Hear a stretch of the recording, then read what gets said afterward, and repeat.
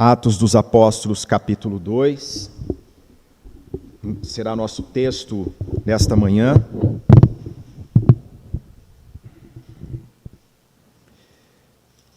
A partir do versículo 14. Diz-nos assim a palavra do Senhor. Então se levantou Pedro com os 11 e, erguendo a voz, advertiu-os nestes termos: Varões judeus e todos os habitantes de Jerusalém, tomai conhecimento disto e atentai nas minhas palavras. Estes homens não estão embriagados como vindes pensando, sendo esta a 3ª hora do dia. Mas o que ocorre é o que foi dito por intermédio do profeta Joel. E acontecerá nos últimos dias, diz o Senhor, que derramarei do meu espírito sobre toda a carne, vossos filhos e vossas filhas profetizarão, vossos jovens terão visões e sonharão vossos velhos. Até sobre os meus servos e sobre as minhas servas derramarei do meu espírito naqueles dias, e profetizarão. Mostrarei prodígios em cima no céu e sinais embaixo na terra, sangue, fogo e vapor de fumaça. O sol se converterá em trevas e a lua em sangue, antes que venha o grande e glorioso dia do Senhor. E acontecerá que todo aquele que invocar o nome do Senhor será salvo. Varões israelitas, atendei a estas palavras.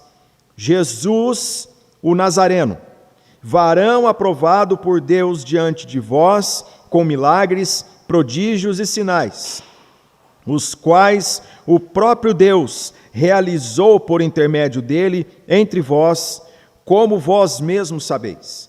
Sendo este entregue pelo determinado desígnio e presciência de Deus, vós o matastes, crucificando-o por mãos de iníquos, ao qual, porém, Deus ressuscitou, rompendo os grilhões da morte, porquanto não era possível fosse ele retido por ela.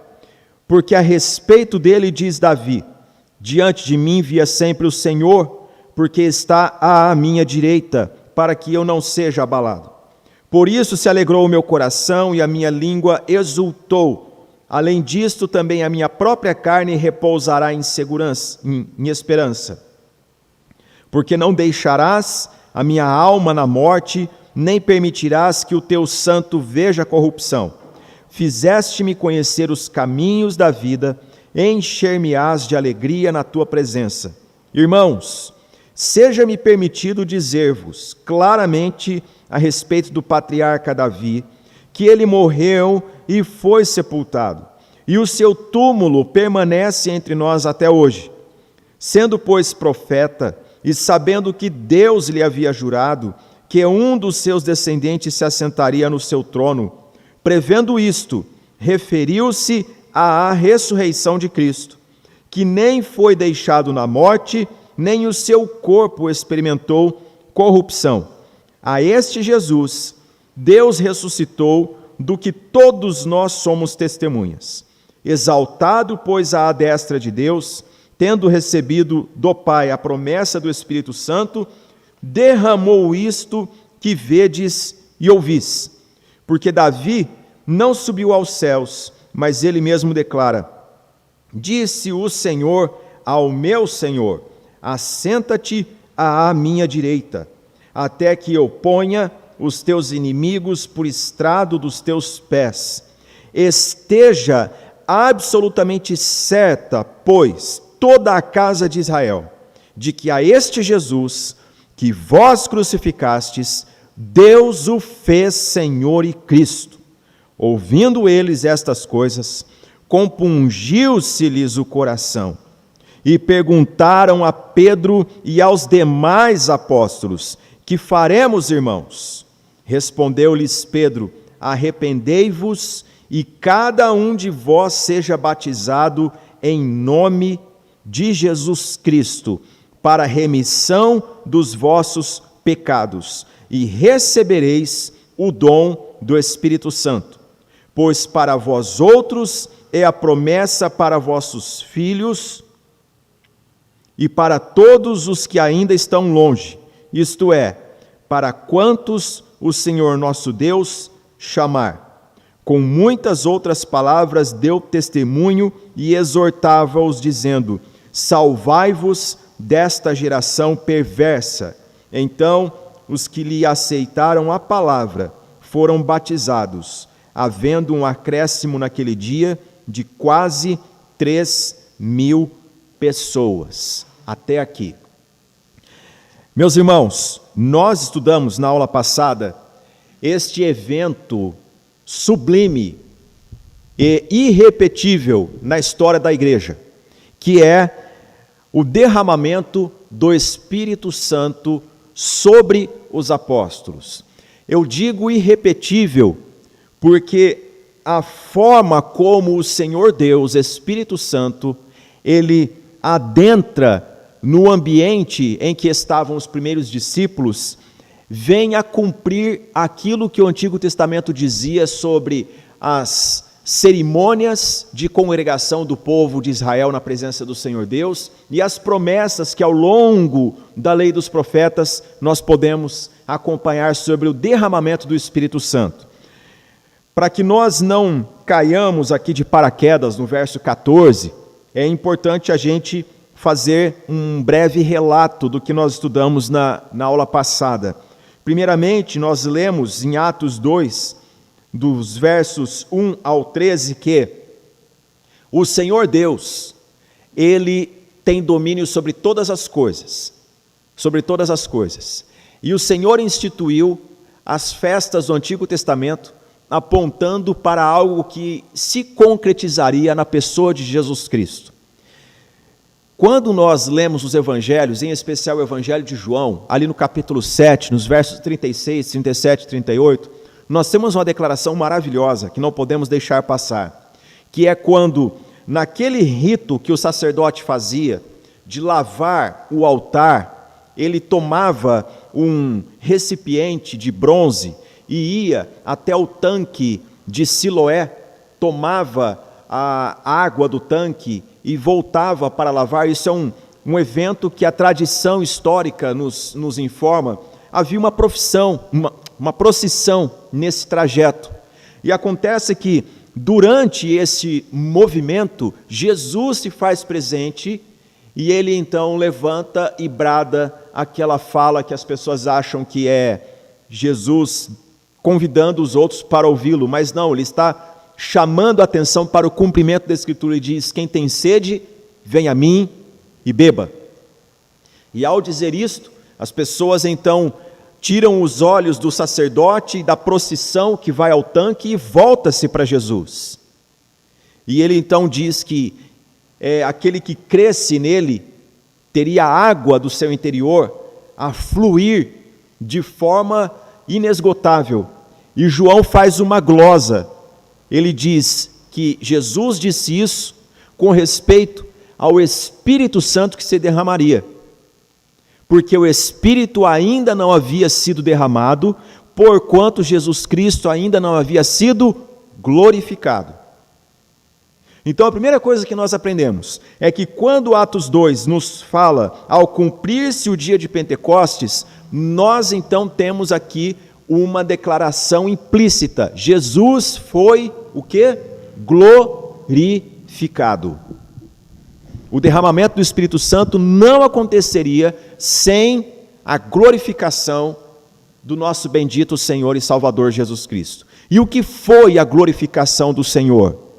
A ressurreição dele dentre os mortos e a sua ascensão à destra de Deus Pai.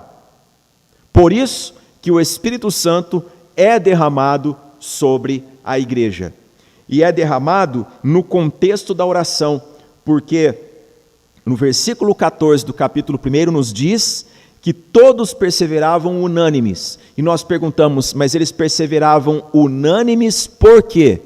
Porque Jesus ordenou que eles ficassem em Jerusalém até que do alto fosse derramado o Espírito Santo, e este perseverar aqui em oração está ligado intimamente à revelação de Jesus ressurreto dentre os mortos.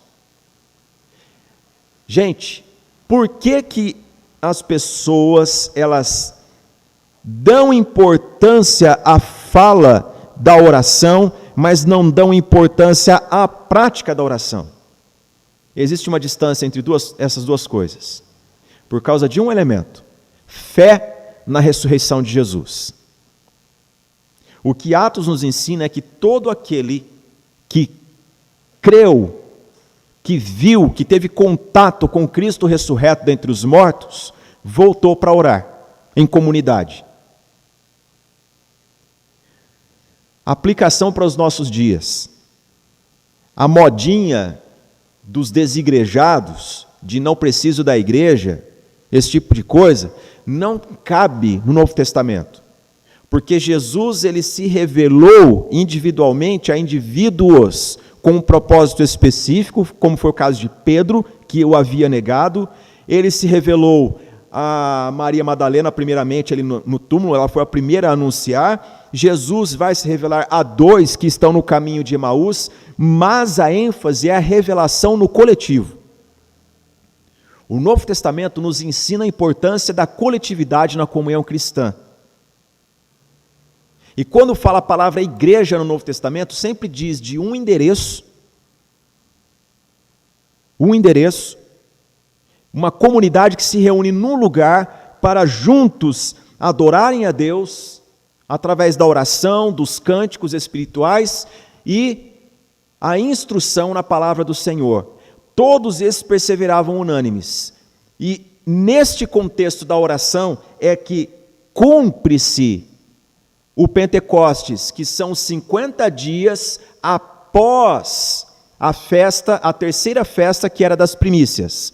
A primeira tratava-se da Páscoa, a segunda dos pães asmos, a terceira das primícias, e a quarta festa, quarta celebração, que é do Pentecostes, ela acontecia 50 dias após primícias. Então, nesse intervalo entre os eventos da morte, sepultamento e ressurreição de Jesus, Jesus se revela aos seus discípulos e então eles, 50 dias depois, recebem essa bendita visitação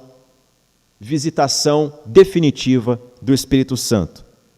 Visita, vem e vai, mas o Espírito Santo veio para ficar. Esta é a mensagem que ele está dando para nós aqui. Os eventos, aliás, o evento, ele é narrado em forma comparativa. Como nós vimos, som como de um vento impetuoso. Por que isso? Porque na festa, nas celebrações, havia um tocar de chofar, uma trombeta utilizada naquele tempo para congregar o povo. E aqui o som, ele está trazendo para nós isso, é que é Deus chamando o povo para o cumprimento da sua palavra, desde o da antiga aliança. E aqui, como de fogo, línguas como de fogo, não foi fogo, é como de, a linguagem é comparativa. E todos ficaram cheios do Espírito Santo, versículo 4, e passaram a falar em outras línguas, segundo o Espírito lhes concedia que falassem. Bom, já falamos isso, mas é importante.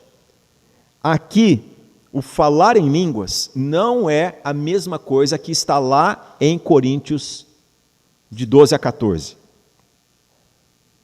Dos dons do Espírito Santo na igreja. O que está em Corinto, na carta aos Coríntios, é diferente do que está aqui. Então, o que é que nós estamos estudando aqui? É uma habilidade que o Espírito Santo concedeu aos discípulos para que falassem em idiomas. Não é milagre no ouvido. Não é que eles falavam em hebraico e as pessoas cada uma entendia. Não. A fala deles, o texto é claro, eles passaram a falar em outras línguas. E no versículo de número 9, nós temos a narrativa das nações presentes neste ambiente em que o Espírito Santo promoveu esse milagre de fala em idiomas de etnias diversas. São povos que correspondem ao mapa mundi da época dos apóstolos. As principais nações daquele tempo estavam ali. Por quê?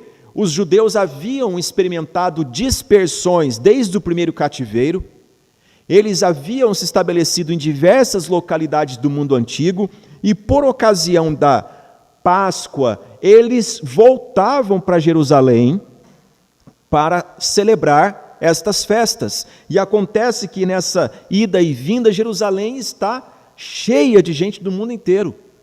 E havia gente que não falava hebraico, só entendia no seu idioma, e o Espírito Santo então concede a eles a habilidade para falar no idioma da sua origem. E a pergunta que eles fazem no versículo 11 é: como os ouvimos falar em nossas próprias línguas as grandezas de Deus? Vejam só, o Espírito Santo levou homens simples a falar idiomas que eles não conheciam, mas esta fala ela tem um raciocínio. É possível de arrazoar isso. Não é uma coisa estranha. Eles identificam que estão falando as grandezas de Deus. A pergunta é: o que se fala é sobre a grandeza de Deus?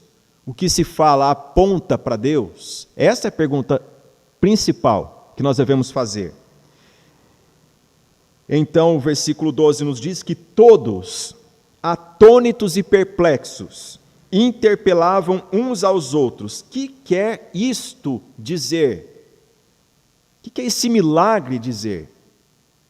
Outros, porém, zombando, diziam: estão embriagados. Meus irmãos, o homem pecador, ele já questiona as coisas de Deus por natureza. Ele questiona. Por que Deus faz, por que Deus não faz, coisas assim. Agora, diante dos seus olhos, quando ele não tem a compreensão da iluminação das Escrituras, o questionamento torna-se em zombaria. Por que eu estou apontando isso para vocês aqui? Porque cabe a mim, como pastor, instruir aos irmãos: não caiam na onda de pessoas que ficam na internet criticando outras igrejas ou outras expressões teológicas e até mesmo zombando o dom de línguas. Isso não é correto. Não é correto. Porque isso é natural de gente que não tem o mínimo conhecimento de Deus e da sua palavra. O fato de a confissão de fé, o postulado doutrinário que nós estudamos na Escritura, nos apontar que algumas expressões de denominações precisam de uma clareza doutrinária, não nos dá o direito de criticar veementemente ou de zombar, porque isso é característico de quem não tem nenhuma revelação em si.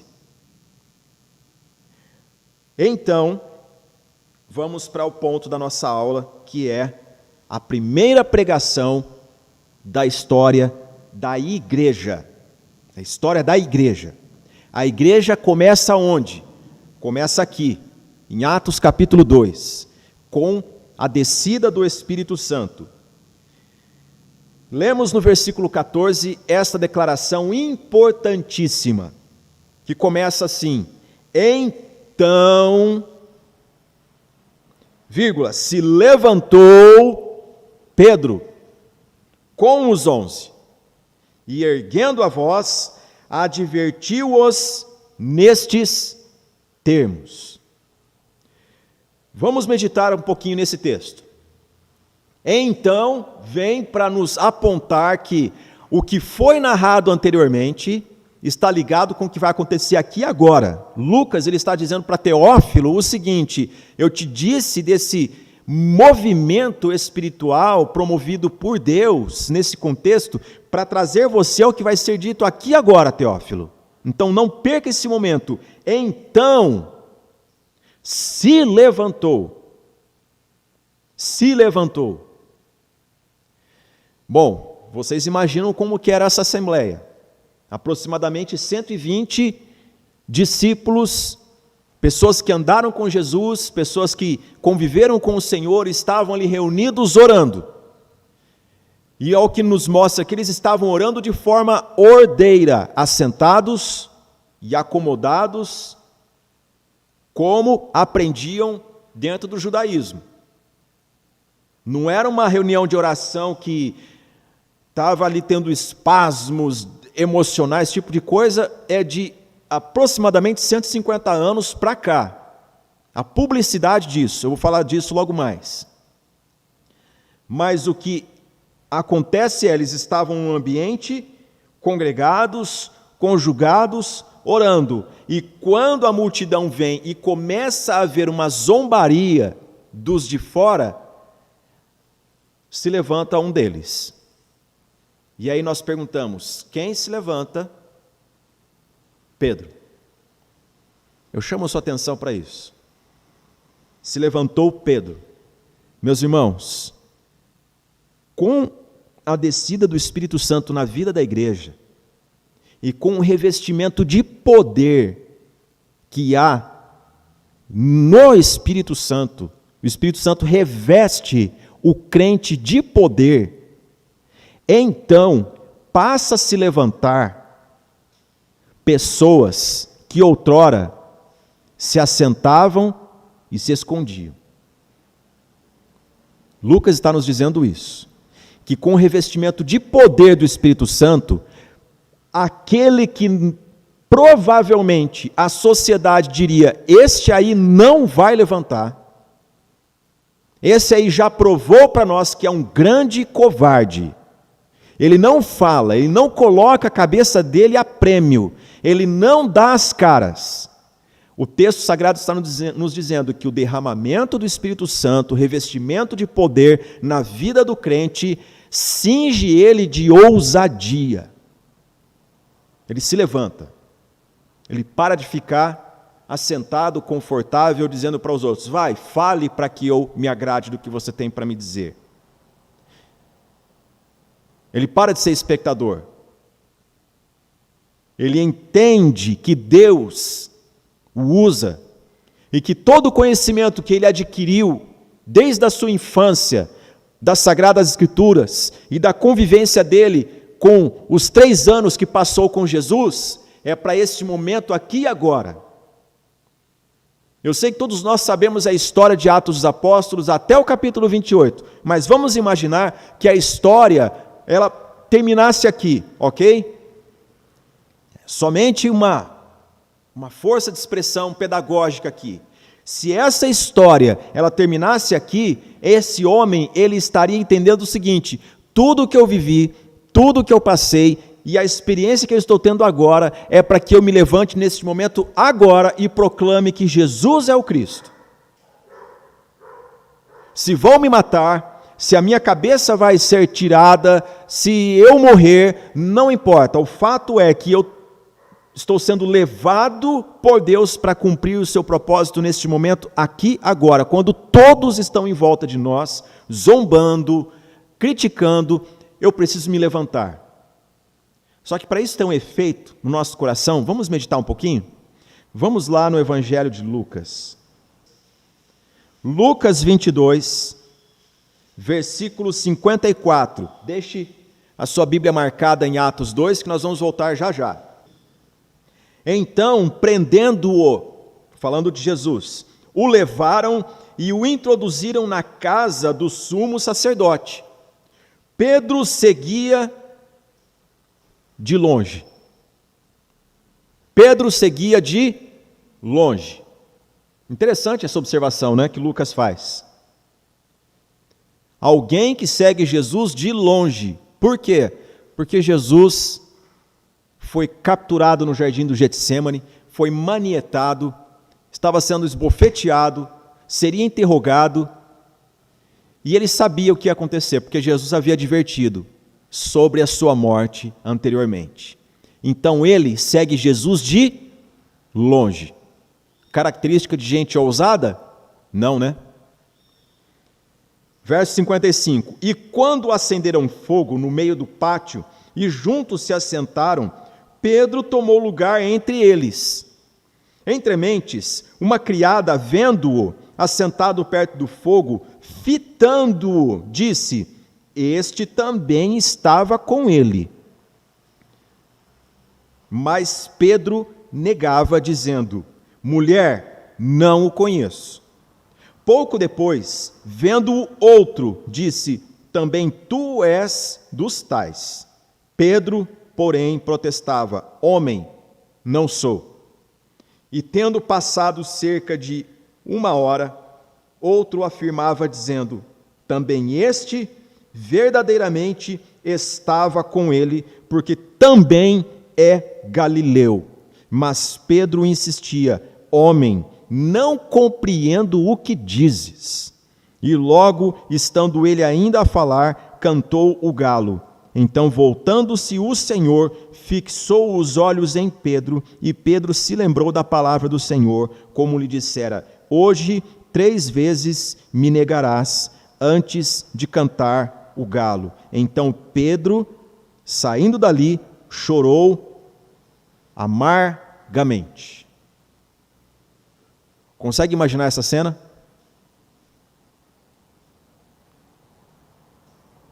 A declaração foi: reconheço quem é você. Você está aqui no pátio infiltrado, no julgamento do seu mestre, do seu rabi, do seu senhor. Eu reconheço você. Você é discípulo dele, que foi capturado e vai ser agora julgado pelo sacerdote.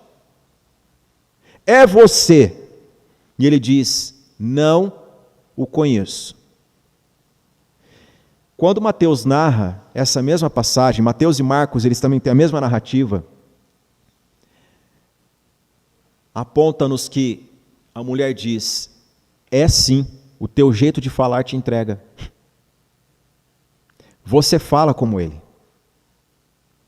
Esta referência vem porque Jesus veio de Nazaré da Galileia e Pedro era galileu.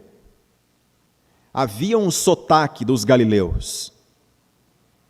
Só que mais que isso, eu creio que Pedro, na convivência de 3 anos com Jesus, como ele conviveu intimamente, Pedro devia falar como Jesus. Seu gestual, sua postura, seu jeito de sentar, seu jeito de prestar atenção quando o outro fala, seu jeito de olhar os eventos, de admirar paisagens, tudo isso foi absorvido pela convivência com Jesus. Afinal de contas, ele amava Jesus. E Jesus o amava. E quando há amor numa relação, a gente passa a admirar e a absorver jeitos e trejeitos. Não é meramente um sotaque de alguém que veio de um nordeste, de um norte ou de um sul. É também influência de convivência. E a mulher diz: teu jeito é igual dele. Não, é inegável isso. Não tem como você dizer que não o conhece se eu estou vendo as mesmas características na minha frente. Por que que o negar de Pedro foi tão grave, gente? Por causa disso. E outra coisa é que o texto nos diz que ele não disse apenas não conheço. Os outros evangelistas nos dizem que ele praguejou. Praguejar é palavrão? Sim ou não? Uma pessoa que roga praga, que fala, você fica perto dela? Ele queria distância. Por que ele queria distância? Porque ele estava distante de Jesus, seguiu de longe, não quer contato. Então fala logo para que o outro não fique discursando quem é ele. Pavor. O medo estava pulsando, porque a forma de captura no jardim do Getsêmani, ela foi violenta. Ela foi violenta. Marcos nos narra que uma pessoa saiu nua porque foi pegando quem podia. Se está pegando o líder, vai pegar também quem o segue. Afinal de contas, a forma como eles estavam interpretando Jesus e os discípulos seria mais um movimento de sedição política. Então tinha que capturar todos eles e prender. Foi um salve-se quem puder. E Pedro ele estava com muito medo. Com muito medo. E aí temos também uma aplicação, gente. Pessoas dominadas pelo que os homens podem fazer contra si, e não do que Deus é, não da experiência de que ela foi salva pela graça de Deus, tudo isso foge. Por isso ele tem esse comportamento. Agora, Atos 2,14 nos diz que eles estavam orando e o Espírito Santo se derramou sobre cada um deles e todos ficaram cheios do Espírito Santo. Então, enquanto as pessoas estavam zombando e dizendo, estão embriagados, então se levantou quem, gente? Pedro. Gente, nós temos que meditar nisso aqui. Sabe qual a grande evidência de uma pessoa revestida de poder do Espírito Santo? É isso. É coragem para se levantar nos momentos mais delicados e comprometedores e proclamar que Jesus é o Cristo para a glória de Deus Pai. É isto que é a evidência primaz de uma vida cheia do Espírito Santo. O Espírito Santo ele atua na vida do crente, porque sem a atuação do Espírito Santo não há convencimento de pecado. Então o Espírito ele está atuando na vida da pessoa.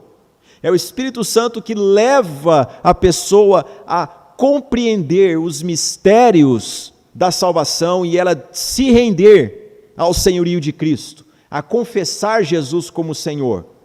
Paulo nos diz isso. Ninguém pode dizer amém, Jesus, se não for do Espírito Santo. E o Espírito Santo, ele reveste de poder esse a quem ele convenceu, iluminou e começou a santificar este coração para viver na glória com Deus Pai. Ele reveste essa pessoa de poder para que ela seja usada por ele para transmitir a mensagem. Faria sentido eles falarem outra língua e não ter esse discurso depois? Não, né?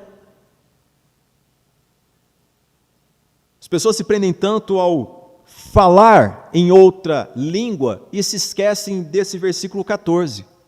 Porque em Atos dos Apóstolos, meus irmãos, nós temos outras referências de que quando havia um vociferar, um vozerio em praça pública, diz-nos a palavra que autoridades políticas levantavam a mão num sinal de façam silêncio para que eu fale. Paulo fez isso em sua defesa em Jerusalém. Quando estavam para o capturar ali no templo, que há aquela turba, aquela revolta, e vêm os oficiais, Paulo faz um sinal com a mão, e então as pessoas param, e ele começa a falar em hebraico com as pessoas. E o soldado então fica admirado, pensando que ele era romano. Ele fala, não, eu sou hebreu de hebreus, estou no meio do meu povo.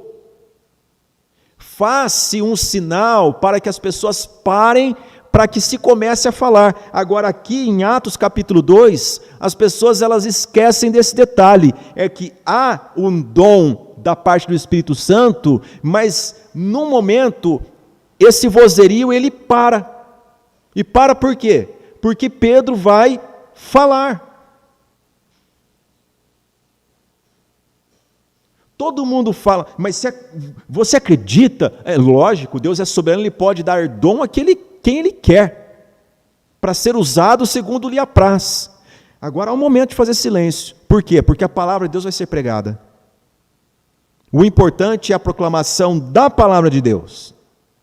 Então Pedro se levantou, Aquele que se acovardava, aquele que se escondia, aquele que confessava não conhecer, aquele que negava, ele então, cheio do Espírito Santo, se levanta e o texto nos diz, com os 11, é mais uma referência para nós não praticarmos aquela interpretação errônea que as pessoas fazem, não era para escolher Matias. Não, o texto está nos dizendo dos 11 aqui. Eles oraram, eles buscaram o Senhor, a igreja apontou homens piedosos, houve ali uma ação do Espírito também conduzindo, e com ele os 11 se levantam, e erguendo a voz, advertiu-os nestes termos, varões judeus e todos os habitantes de Jerusalém. O que Paulo diz em Romanos capítulo 1, versos 16 e 17? Porque não me envergonho do Evangelho, porque ele é o poder de Deus para a salvação de todo aquele que crê, primeiro do judeu, e depois do gentio. Pedro está pregando aqui para judeus, então ele diz, varões judeus, e todos os habitantes de Jerusalém, tomai conhecimento disto e atentai nas minhas palavras. Estes homens não estão embriagados como vim dispensando, sendo esta a 3ª hora do dia. As pessoas, elas dividiam a passagem do dia de uma forma diferente do cronos que nós temos hoje em dia. O dia tinha 12 virações, 12 estágios. E esta 3ª hora, ela era normalmente às 9 horas nossa da manhã. Mas por ser ocasião de um período de inverno, as pessoas elas não pintam isso nos quadros, né? Que o período da crucificação foi um período de inverno naquela região que chega até nevar. Nesse momento aqui, poderia ser umas 8 horas da manhã. E aí eu pergunto para vocês, esses irmãos, eles se encontravam cedinho para começar a orar, ou eles varavam a noite orando? O texto não nos diz. Mas o fato é, bem de manhã, eles estavam orando. Orando. Orando. Meus irmãos, qual é a prioridade da oração na nossa vida? A primeira coisa que nós devemos fazer, quando nos despertamos, é orar. Você acordou, ainda no seu leito, você começa a orar. Você começa a orar. Um grupo de pastores do Brasil fez uma comitiva para conhecer igrejas da Coreia do Sul, porque há um avivamento acontecendo na Coreia. Avivamento este que faz com que o mundo reconheça que a distinção que há entre Coreia do Norte e Coreia do Sul, em todos os aspectos, se deve à pregação do Evangelho naquele lugar. Uma igreja presbiteriana visitada, ela tem mais de 40 mil membros, na localidade em que esses pastores foram. Há uma outra que tem seus 120 mil membros. E então foram conhecer o culto de oração desta igreja. 4 da manhã, esses pastores entram numa van e vão até o endereço da igreja. E quando chegam na quadra precedente, não há lugar para estacionar. A rua está tomada de carros e pessoas correndo freneticamente pela rua, correndo em disparada. E eles perguntam, o que está acontecendo? As pessoas estão correndo para a reunião de oração às 4 da manhã.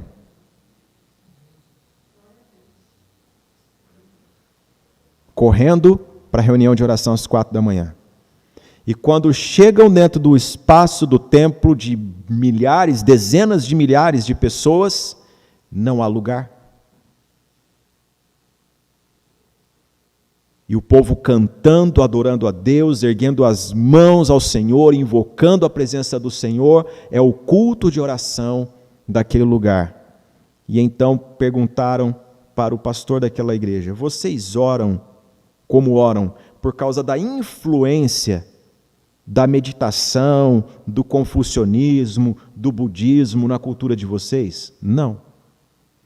Vocês despertam tão cedo assim por causa da disciplina do oriental que ele tem para orar? Não. Então, como que explica um culto de oração às 4 da manhã, que milhares de pessoas diariamente concorrem para aquele lugar para buscar o Senhor bem de manhã? Ele disse: é porque Deus é a nossa prioridade.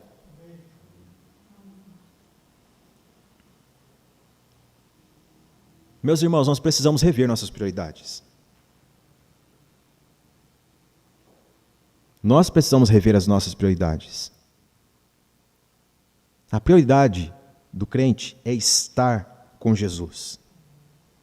Marcos capítulo 3, versículo 13, nos diz que ele, tendo descido o monte, após passar a noite orando, ele escolheu aqueles a quem ele mesmo quis para estarem com ele. Deus não chama a pessoa para trabalhar, Deus chama a pessoa para estar com ele. Porque as nossas motivações e ativismo, até mesmo na igreja, manifestam uma vida culpada, que quer ressarcir algum problema, algum erro da sua conduta, trabalhando freneticamente. Agora, a prática de, na melhor hora do dia, que é qual? Aquela que você acabou de despertar, você não passou por nenhuma emoção ainda, nenhum susto lhe aconteceu, nenhuma dificuldade ainda aconteceu, a primícia do seu tempo é o quê? O Senhor. Por que Deus pedia para Moisés, isso você pode ver lá em Êxodo, capítulo 32, em diante, que o Senhor diz para Moisés o seguinte: pela manhã, me encontre no monte. Pela manhã me encontre no monte. Eu estou há um tempo fora disso, eu estou lutando para voltar à academia. E a academia, o melhor horário para mim é final da tarde ou à noite. Por quê? Porque eu já fiz tudo que eu tinha que fazer durante o dia. Mas a oração não é academia, gente. A oração tem que ser nesse momento sublime em que nada aconteceu, eu entrego então esse momento à comunhão com o Senhor Deus. Com o Senhor Deus. Com o Senhor Deus. E aqui Pedro nos diz no versículo 15: estes homens não estão embriagados, como vindes pensando, sendo esta a 3ª hora do dia, 8 da manhã, eles não estão embriagados. Mas o que ocorre é o que foi dito por intermédio do profeta Joel. E então Pedro, dos versos 17 ao 21, ele cita a profecia de Joel, desde o que está contido lá em 1 Crônicas, o capítulo 25, com alguma observação sobre essa questão do profetizar, até este momento aqui. Meus irmãos, uma pessoa revestida de poder do alto, ela não fala de si, ela não fala da igreja, ela fala de Deus e do que Deus faz. É o que Pedro está dizendo aqui. Pedro é um homem bíblico. Pedro é uma pessoa dada ao estudo da palavra. A gente muitas vezes se atém ao fato de que Pedro negou Jesus como se justificasse os nossos pecados. Mas compare a nós com a Pedro, gente. Pedro é um homem que conhece a palavra de Deus de cor. Ele cita a palavra de Deus. Pedro é um homem que se levanta quando tudo é ameaça. Quando tudo inspira a morte, esse homem se levanta. E então vem a aplicação da mensagem dele no versículo 22. Varões israelitas, atendei a estas palavras. Pedro expôs biblicamente o que está acontecendo agora, ele vai explicar no poder do Espírito Santo para a sua audiência. Jesus, o Nazareno, varão aprovado por Deus diante de vós, com milagres, prodígios e sinais, os quais o próprio Deus realizou por intermédio dele entre vós, como vós mesmos sabeis. Pedro está apelando para o que aqui? Vocês têm conhecimento de quem é Jesus. Ele não é uma pessoa estranha para vocês. E Pedro vai provar o quanto essas pessoas já tinham conhecimento de Jesus, sendo este entregue pelo determinado desígnio e presciência de Deus, vós o matastes crucificando-o por mãos de iníquos. Duas coisas doutrinárias aqui. A primeira é que Jesus, ele não entrou numa negociação espiritual, como eu vejo as pessoas postando nas redes sociais. Eu acho um absurdo isso. O povo que fica lendo demais rede social não lê Bíblia. Não, porque teve um diálogo entre o diabo e Deus, e o diabo exigiu então... Gente, o diabo não exige nada. Tem nada disso na Bíblia. Jesus disse em João 10 o quê? Eu sou bom pastor, eu mesmo dou a minha vida pelas minhas ovelhas. E isto eu recebi do meu Pai. Essa autoridade. E eu tenho tanto poder para entregar a minha vida, como para reavê-la. Ele disse, isso porque, Pedro nos diz no versículo 23, sendo este entregue pelo determinado desígnio e presciência de Deus. Fazia parte da agenda de Deus Jesus ser entregue. Pedro está dizendo. Só que ao mesmo tempo que Pedro proclama a soberania de Deus, Pedro também aponta a responsabilidade humana. Decorou isso? Crer na soberania de Deus não faz o crente fugir e não pregar, porque Deus é soberano, Ele vai salvar quem tem que salvar. Não. A fé vem pelo ouvir, e ouvir a palavra de Deus. Você crê que você é predestinado, que você foi eleito, como a Bíblia assim nos diz? Então pregue, prove isso. Porque é isso que a Bíblia nos mostra. Crer que Deus é soberano nos leva a apontar ao homem, vocês são responsáveis e vocês vão prestar contas diante de Deus. Não existe campo neutro, o que existe é duas esferas. Em qual delas você se encontra? Duas polaridades. E Pedro nos diz que estes homens mataram a Jesus, crucificando-o por mãos de iníquos, ao qual Deus o ressuscitou, rompendo os grilhões da morte, porquanto não era possível fosse ele retido por ela. Que coisa maravilhosa é meditar nisso. É que a morte, quando lançou suas mãos para pegar Jesus, queimou as mãos, porque Ele é o autor da vida. Ele é o autor da vida. Irmãos, deixa eu fazer uma aplicação aqui, rapidamente, nesse período que nós estamos vivendo de pandemia, de louvor ao medo. O crente, ele é crente porque ele crê na ressurreição de Jesus. E porque ele crê que Jesus ressuscitou dentre os mortos, ele sabe que ele também não ficará na sepultura. Ele viverá eternamente com o seu Senhor.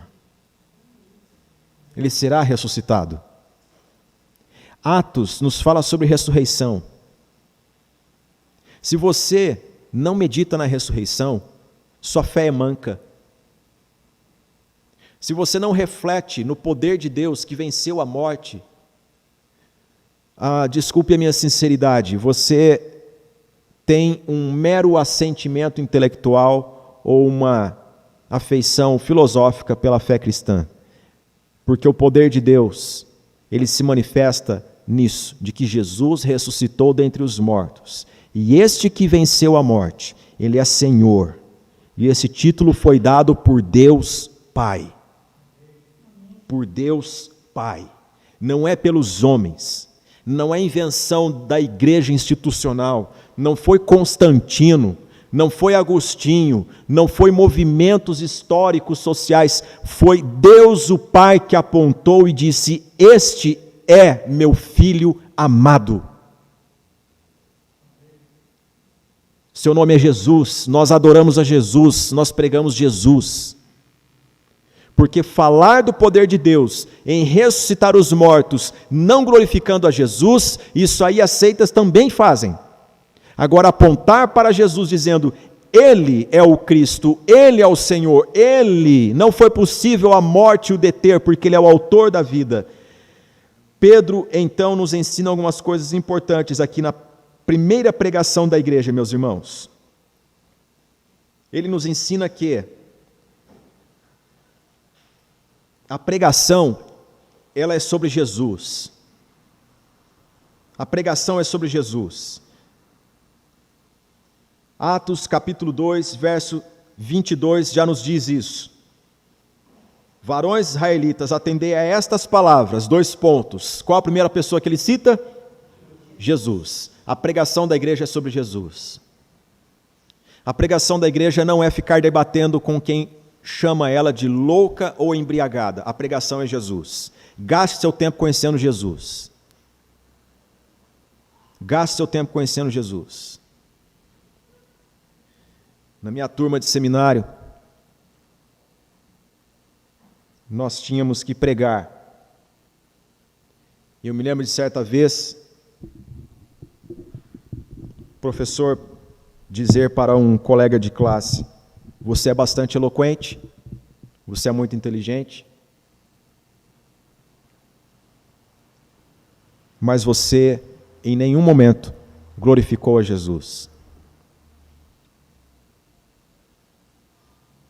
E aquele homem voltou para o seu assento, bravo, não concordando, e ele na saída disse: eu vou mudar de faculdade teológica, eu vou fazer em outro lugar.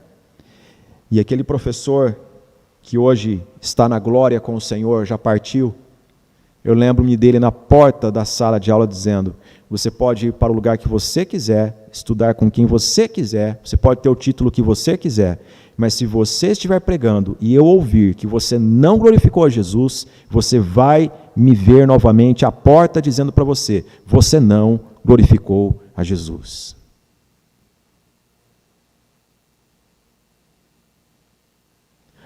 Certa vez, um homem foi chamado para pregar numa zona rural nos Estados Unidos, e não sabendo o que pregar, ele disse então para o seu professor também: fui chamado para pregar, não sei o que falar, não sei conversar com esse povo, não sei qual é o assunto. O homem disse: fale de Jesus.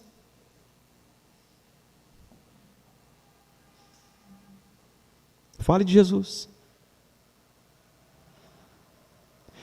Irmãos, eu faço uma pergunta: é difícil falar de Jesus, gente? Ou é apaixonante falar de Jesus? Nós temos paixão por conhecer mais a Jesus e por falar dele? Pessoa está enferma, você vai falar do quê? Da cura? Fale de Jesus. Pregue Jesus.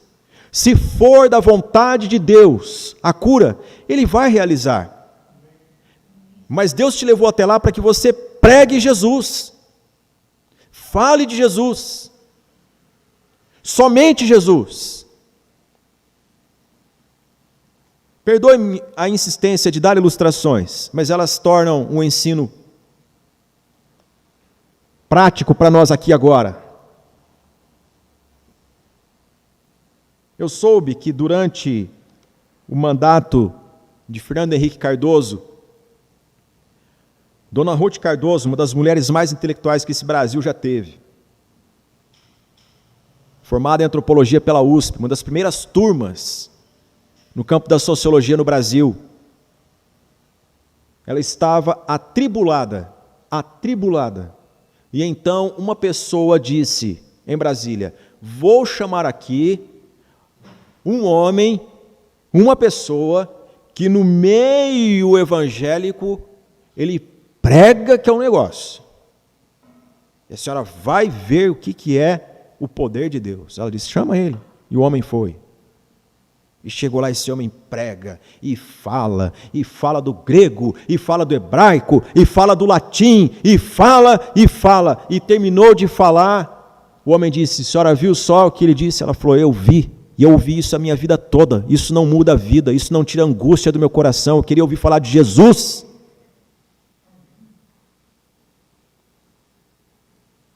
Um casal que estão entre os paladinos do ateísmo no Brasil. Num momento de angústia, quando uma pessoa é chamada para falar ao coração dela, não fala sobre o que importa. Eu faço alusão a uma música do Jorge Camargo, que diz: está no grego, está no hebraico, mas não está no coração. O templo é pedra, é material, mas o templo não é vida. Pedro se levanta para pregar e ele não vai provar nada que não seja Jesus é o Cristo. Jesus é o Cristo. Eu quero desafiar você, membro dessa igreja. As pessoas perguntam, pastor, qual que é a visão da nossa igreja? A visão é essa. Importa que ele cresça e que nós diminuamos. Importa que nós preguemos a Jesus e nada mais. E que cada membro desta igreja seja um ministro do Evangelho. Seja um ministro do Evangelho. Quando Paulo foi convertido por Jesus no caminho de Jerusalém a Damasco, o homem que foi falar com Paulo, o homem que foi batizar Paulo, é chamado somente pelo seu primeiro nome, Ananias, não tem título, não fala que ele era pastor, não fala que ele era evangelista, que ele era diácono, que ele era presbítero, diz um discípulo. Foi usado por quem? Por Jesus. O próprio Jesus falou para Ananias, Ananias, vá até este endereço. Você vai encontrar lá Paulo, ele está orando, você vai encontrar ele orando. Um crente sabe que o outro é crente por causa disso, porque tem o mesmo Senhor, falam a mesma língua. Ananias foi falar com Paulo, outrora Saulo de Tarso. Meus irmãos, nós estamos esperando o quê? Para pregar, para falar de Jesus. Título, não espere, porque o título não faz o obreiro. Agora, ser discípulo de Jesus, isso não precisa de título algum. O homem que foi usado por Deus para pregar o Evangelho, no qual 500.000 pessoas se converteram diretamente no contato com ele, chamado Dwight Moody. Era um homem que falava errado, que escrevia errado, que no nosso métier seria o promode, proque e provia. Mas um dia o Espírito Santo revestiu esse homem com poder. E quando aconteceu isso? Quando ele andava pela rua com a palavra de duas senhoras metodistas dizendo para ele: jovem, você prega bem, você tem carisma, mas nós estamos orando por você. E ele tomou aquilo como ferino, ele não gostou daquilo. Ele disse: vocês estão orando por mim por quê? Porque você naturalmente é assim. Agora nós ficamos olhando para você e imaginando o seguinte: se esse rapaz for revestido de poder do alto. Ele disse para aquelas senhoras: olha, eu já sou um homem de oração. E se as senhoras estão julgando que eu não tenho o poder do Espírito Santo, eu quero dizer para as senhoras que eu tenho. Elas disseram: nós estamos julgando nada, nós estamos orando para que Deus o revista de poder do alto. E ele voltou para casa com esse santo barulho: será que eu tenho? Será que eu não tenho esse poder? E ele se lembrou da frase de um homem que era fanho, chamado Harry Moorhouse, que era um batedor de carteira, um trombadinha, e Deus o salvou em Londres. E esse homem disse uma vez para ele: Moody, o mundo ainda não viu o que Deus pode fazer com e através de um homem totalmente devotado a ele. Moody voltou para casa e disse para a sua esposa: Emma, aquele homem disse que o mundo ainda não viu. Eu estou impactado com isso, de tantas coisas que o mundo já viu. Ele disse que o mundo ainda não viu. Então Deus deseja mostrar. E se Deus deseja mostrar, aquele homem disse: um homem, o mundo ainda não viu o que Deus pode fazer com e através de um homem. Emma, eu sou um homem. Eu vou orar, eu vou buscar. E começou a buscar o Senhor. E aconteceu que enquanto ele descia por uma das ruas de Nova York, se eu não me engano, porque ele viveu entre Chicago, Nova York e outras localidades mais, Boston, ele descia pela calçada orando, dizendo: Senhor, reveste-me com o poder do alto, porque aquelas irmãs estão orando por mim. E se eu ainda não sou uma pessoa revestida de poder para anunciar a Jesus, então faça isso, porque o que eu quero é pregar Jesus com todo o poder. o Espírito do Senhor o envolveu na rua, de modo que ele olhou e viu um hotel, entrou rapidamente no hotel e pediu a chave de um quarto. E o homem ficou esperando a resposta: o senhor vai ficar por quanto tempo? E ele entrou correndo para dentro do quarto. E lá dentro ele orava dizendo: Senhor, derrama teu Espírito sobre mim. Senhor, reveste-me com o poder do alto. E aquele homem do hotel, ouvindo a oração de Moody, de repente ouvia este homem gemendo no chão do hotel, dizendo: ó Deus, para, senão eu morro. Ó Deus, para de derramar do teu poder, da tua unção, senão eu morro. E Moody saiu daquele quarto e foi pregar o Evangelho. A sua classe de escola bíblica dominical, um homem que não sabia ler direito nem escrever direito, tinha 1.600 alunos. E tudo começou porque ele foi salvo por Deus numa escola bíblica dominical. E porque ele foi salvo por Deus numa escola bíblica dominical, ele queria dar aula de escola dominical. E disse a um dos responsáveis, o superintendente: eu quero dar aula. O homem disse: aqui na igreja é o seguinte, todos os alunos têm seus professores, e todos os professores têm seus alunos. Nós não temos classes e não temos alunos para você. Se você quiser, arrume aluno. Ele saiu pela rua, convidando. Diz-nos a história que quando Abraham Lincoln visitou a localidade em que ele estava, o maior presidente dos Estados Unidos disse: eu quero conhecer a escola dominical de Moody. E ao chegar ali, não havia lugar, porque ela estava abarrotada de milhares e milhares de crianças, jovens e pessoas ouvindo a palavra do Senhor. Diz-nos a palavra do Senhor, diz-nos a história, melhor dizendo, que certa vez Moody foi convidado para pregar. E era uma época em que as pessoas faziam campanhas evangelísticas com tendas de circo. E ele, chegando, pensou que ali era um local de pregação, como os demais que ele conhecia. E ele começou a pregar sobre crer em Jesus e ser salvo. O que cria e a sua casa. Ele disse: eu quero meditar com vocês a importância de algumas palavras. A primeira é crer. E nisto um homem se levantou lá no meio e disse: eu não quero crer. Moody, então, fitando o homem, disse: obrigado por sua coragem e valentia de manifestar a sua vontade aqui. Vocês ouviram que esse distinto cidadão disse: eu não quero crer, pois é isso mesmo que acontece com o homem natural. O seu arbítrio, a sua vontade é contrária ao Senhor Deus, e o que ele diz a respeito de Deus é: eu não quero. Talvez você também seja tão corajoso como este homem que disse: eu não quero. Mas eu quero dizer para você que Deus pode operar em você tanto o querer como o efetuar. E ali ele deslanchou a pregar. E ao final da sua mensagem, o seu apelo era assim: eu vou orar por vocês, e se você hoje deseja ser salvo, eu estarei aqui na sala ao lado e eu estou disponível para conversar com vocês, com a Bíblia aberta, mostrando o que a Escritura diz sobre Jesus, sobre você e o dom da salvação. E ao término daquela prédica, 5.000 pessoas estavam ali e nenhuma foi embora.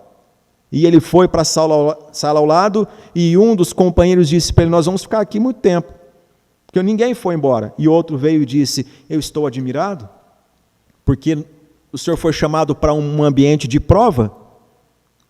Essas 5.000 pessoas que se reuniram aqui é o clube dos ateus.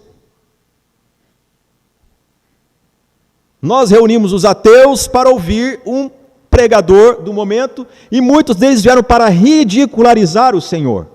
E Moody chorava dizendo: não sou eu, não sou eu.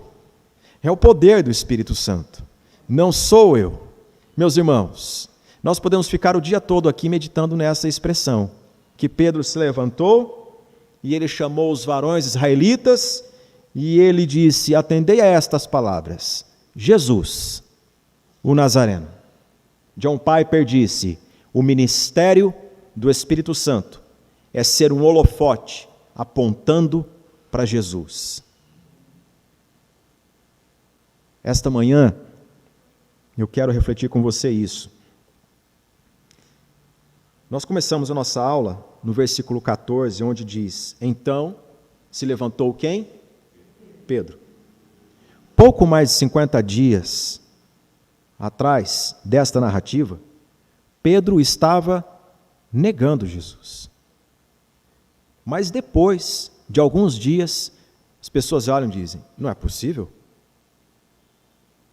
Não é possível. Aquele que numa rodinha de fogueira dizia não conheço, está agora diante de uma multidão de milhares dizendo: eu conheço. Eu conheço. Eu conheço. E ele está aqui.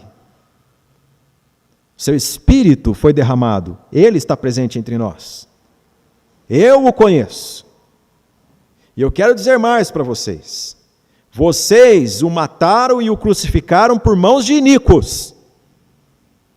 Um homem covarde não diria isso. Mas a este Jesus, a quem vós matastes crucificando, Deus o aprovou. Deus o ressuscitou dentre os mortos. Vocês o reprovaram matando, mas Deus o aprovou ressuscitando. De que lado vocês estão? E o primeiro apelo da história da igreja foi feito não pelo pregador, foi feito pela multidão, que disse: que faremos?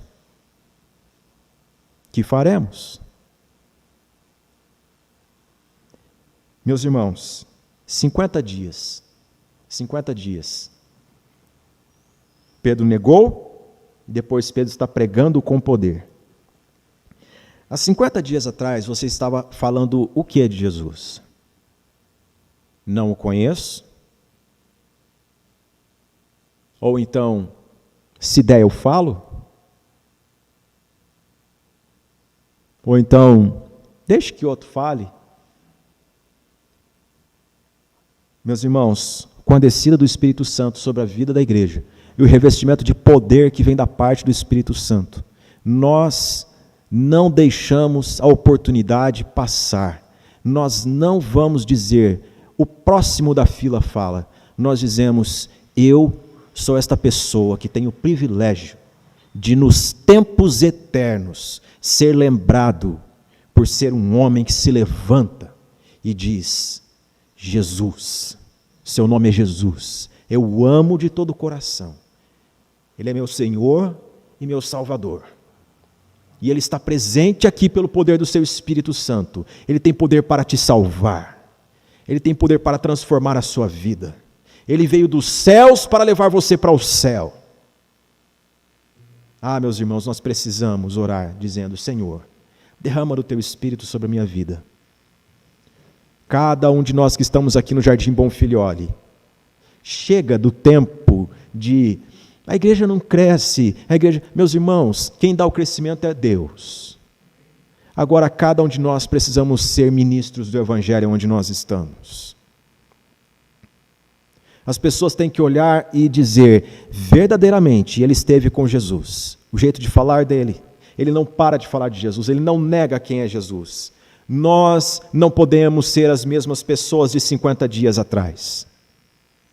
Nós não podemos ser as mesmas pessoas de um ano atrás.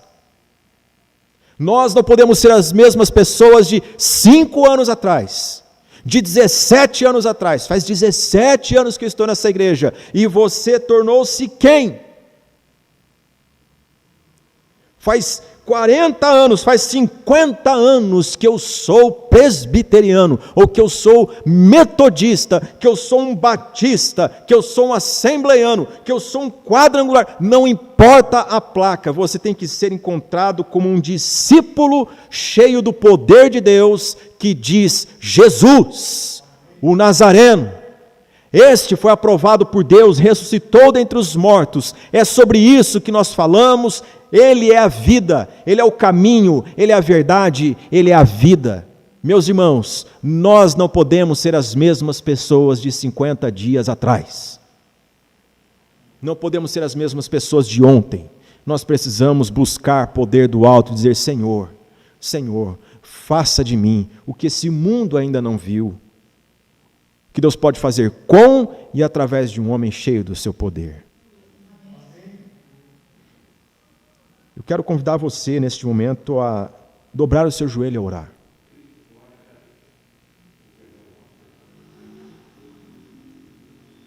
Senhor, nós bendizemos o Teu nome, porque só o Senhor é Deus. Só o Senhor é digno de louvor e de adoração.